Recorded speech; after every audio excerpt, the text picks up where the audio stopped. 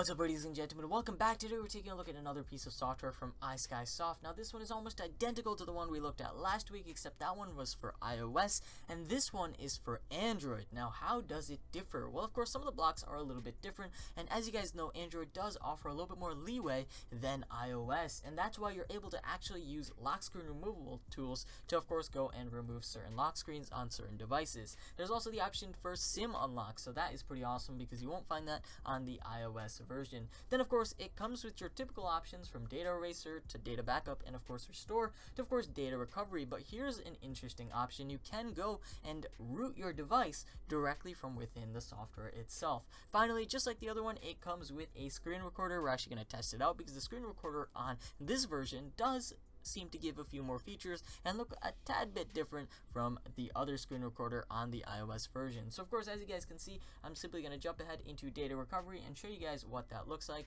It should be a straightforward process. So of course it's going to connect to my device, and it says connected, and as you guys know, it can back up most things. However, it does seem to have a few less things than of course the iOS version. So of course there's contacts, messaging, call history, WhatsApp messages, gallery, audio, videos, and of course documents. I think what's missing is like line and kick. So that is interesting. So that's data recovery in case your device gets, I don't know, maybe like you have water damage on it or something of that sort. Then of course there's data backup and restore. This one is as straightforward as it gets. Now I'll be honest with you guys, I don't know how many of you guys are actually going to be using this, since most of you guys have iTunes backups on not only your iTunes itself, but of course iCloud as well. However, it could be useful if you actually need to go and back up. And of course sometimes an issue that does arise very often is that your iTunes on your desktop doesn't recognize your device as a device. So of course sometimes you reinstall iTunes and it still doesn't recognize it. So if you really need to back it up and then do a full restore to get iTunes working again, then this may be the best option for you.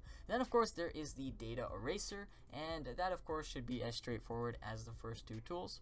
Just like that, one button, and it should erase all the different data on my device. Now we're going to get into the more interesting bits. So this is known as data extraction. This can recover contacts, messages, photos from broken Android devices. Now what exactly do they mean by broken?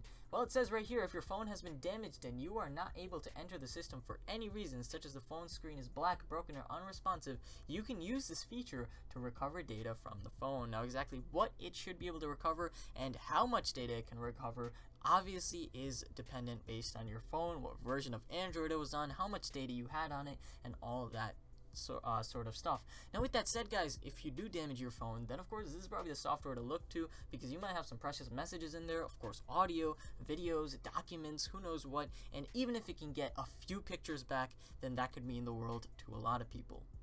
Jumping back home, I'm going to take a look at lock screen removal. Now, I have tried out lock screen removal on like a bajillion different types of software out there, and I will say this, my device is an Axon 7, which means it is a very new phone, and on top of that is running the latest version of Android with topmost security tweaks, for example encryption. So I will say this, there's little chance that this will be able to go and remove the lock screen from my device. I will go and try it. Let's see if it can do anything. Hopefully it doesn't corrupt anything, but let's go and see if it can successfully remove the lock screen. Your device is and lock screen removal is not supported. I thought so, but that's not to say that other older devices, for example, what a lot of you guys might be running, this thing might be possible on there.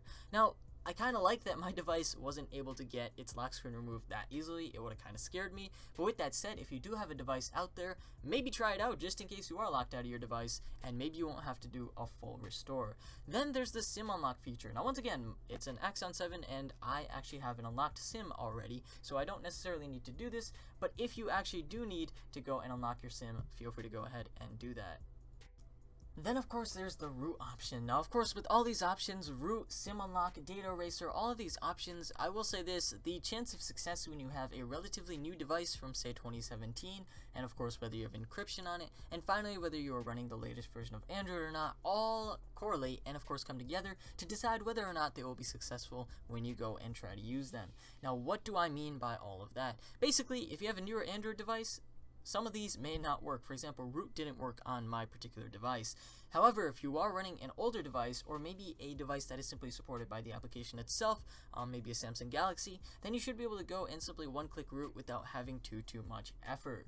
So with that disclaimer aside, I'm going to go ahead and actually show you guys the coolest feature out of all of them, and this is the screen recorder. Now, it's relatively similar to the iOS screen recorder, but here is an interesting option.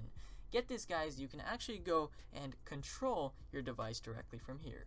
So there you go, guys, this is my actual device. How cool is that? So I can simply go through my subscriptions, jump into my account directly from here, and if I were to hit back, I'd go directly back to my home screen. See, there's my notifications. How cool is that? So unlike the iOS one, you can go and control it, but while you're controlling it, you can actually use a Android screen recorder as well. So I'm simply going to start recording, and just like that, I should be able to screen record without too much effort.